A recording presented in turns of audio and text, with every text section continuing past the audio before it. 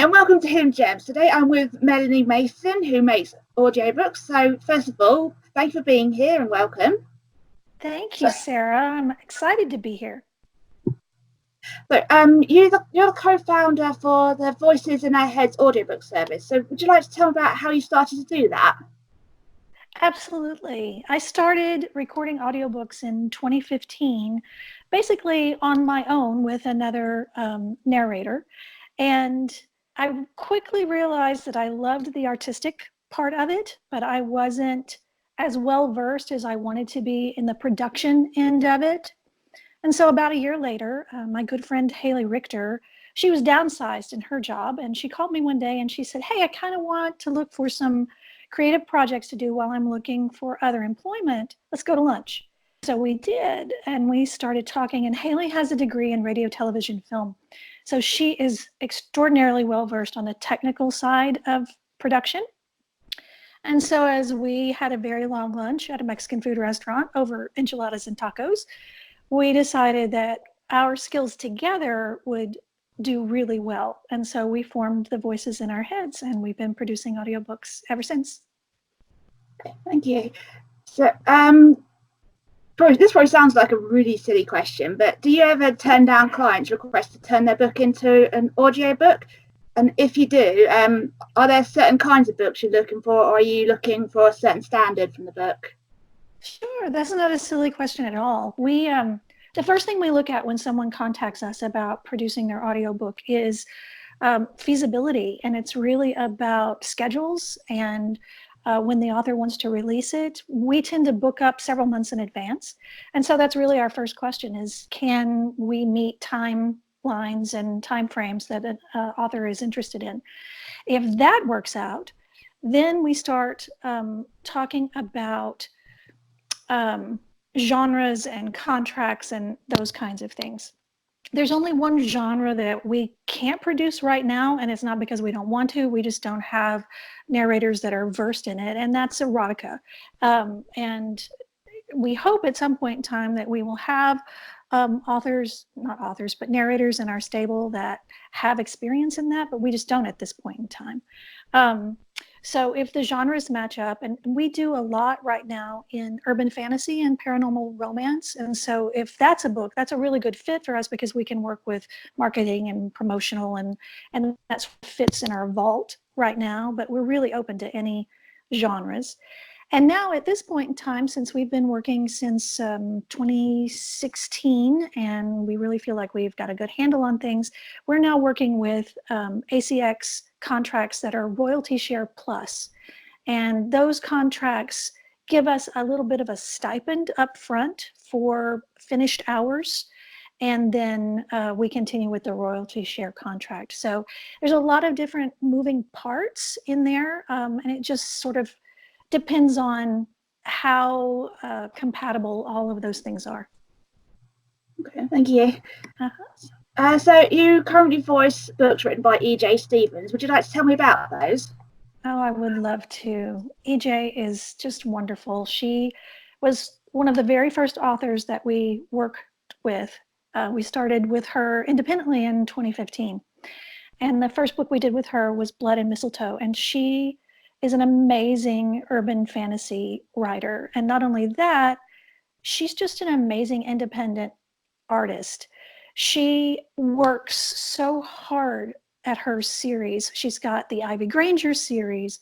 She has a Jenna Lahane series. And actually this month we're releasing the first book in a new series, the Whitechapel Paranormal Society series.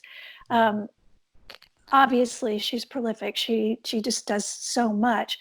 She also translates her books into many different languages. She travels internationally. She goes to conventions. She really connects with her fans. And she's been such a wonderful resource and educator for us. We could not have asked for the universe to send us a better author to work with initially, because she really has helped us understand this business and been an amazing partner in the audiobook world. Oh, sounds amazing. She's fantastic. So, would you be willing to talk me through the process of how you turn the story into an audiobook for Frostbite? Oh, I'd love to. Frostbite is actually a short story that EJ wrote in order to sort of introduce we call it the Ivyverse, the Ivy Granger psychic detective. And this is the very first story in this whole series. And so we didn't have to go through an audition process because we had worked with her so much. And she just emailed and said, hey, I've got a brand new sort of opening the Ivyverse story. It's a short story. Here's when I would like it to be released. Do you have time? Can we get this working? And we did. And so she sends us the script. I call it the script, the book. We take that. Anyone who's working on the book will read the entire book. And normally in duo narration, we have at minimum 3 people working on it. Sometimes there's 4, sometimes there's 5. We have both the narrators because we do specialize in duo narration. We have a female narrator for all the female parts and a male narrator for all the male characters. So all of us read it. Our audio engineer reads it. We also have a literary associate that will read it and then for us create a document that breaks down what each chapter is, how many lines each character has in the chapter. It's really an amazing piece of paperwork that my team has come up with so that when we get into the studio, we can schedule, particularly if we're having a narrator come into the studio. And the studio's in my house, so I'm pretty easy to schedule. But when Anthony comes in, he knows how much time we need him for, and he can prepare, particularly if there's a lot of different voices or dialects or accents that he needs to. So once we get in the studio, we try to record at least 2 or 3 hours at a time. And sometimes we get more done in those hours than others. It really depends on the writing and the complexity of the piece and if there's a lot of dialogue between it, because that's one of the things that we really like to focus on is the dynamic environment of 2 characters talking to each other. And so we sometimes are in the studio at the same time, in our recording space at the same time. But most often, one of us is in the studio and the other one is outside the studio, but we can hear each other so that when the narrator is recording, they are actually reacting, not just reading a part. They're actually hearing the other character say the other lines so that then they can respond in kind. Then after we do that, our audio engineer takes the files home and she does a preliminary edit. We call it getting the spinach out and taking out all of the outtakes or the extraneous noises or those kinds of things and sort of beginning to put that piece together timing-wise. After that initial edit, we write down any things that are problematic. If we have outside noise, or if there's a mispronunciation, or if there's articulation isn't good, we're very meticulous about those things. So with that first pass, that's just sort of getting the spinach out and just getting us someplace to start. She then sends it to me, to it, take any other notes that we need on it, and then we send it to EJ. So EJ listens to it, and she looks at the notes that we've taken, and she adds anything to it or says, okay, I agree with all of this. So we've had at least 3 sets of ears on a file, a chapter, before we take it back into the studio to do any cleanup or anything, because the thing we don't want to do is have to continue to keep coming back into the studio and re-recording and re-recording. So we sort of have a master list of the things that we need to fix. We go back in the studio, fix those. Those are pickups. Send those back to the audio editor. She puts those in. She listens. I listen. EJ listens. And then we finally put it up to ACX so that they can then, we master the file. And then ACX listens to it, make sure that it meets all of their requirements. And then once we get the whole book up, then they release it to retail. So it's quite a process to get an audiobook to retail. Wow, that was way more complicated than I thought it would be. I think a lot of people, Well, I think a lot of people are surprised, and I'm not sure that everybody does it this way. I just have such a background in theater and performance art, as do everyone on my team, or radio, television, film. And so we look at it as a production, not necessarily just sitting and reading a book out loud. We really want to work with theater of the mind, and we really want to bring these characters to life, and not just the characters, but the narration that goes in between that dialogue. So we're very proud of the work that we do, and we hope we take the listener on an experience that is well worth their time. Thank you. So, Absolutely. how much on average does it cost an author to get their story turned into an audiobook? I think it varies a lot.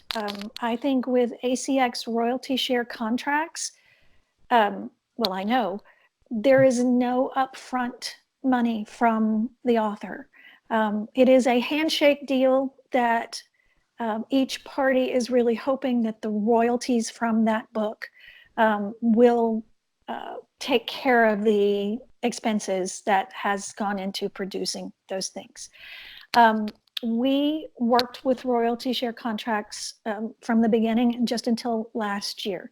And that's really wonderful for independent artists because there is not that initial outlay for the author to do that.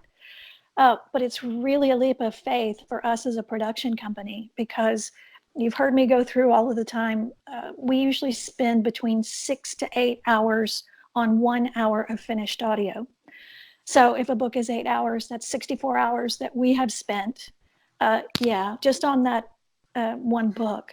And again, because we do duo narration, it's not just one person producing this, it's a lot of people doing it.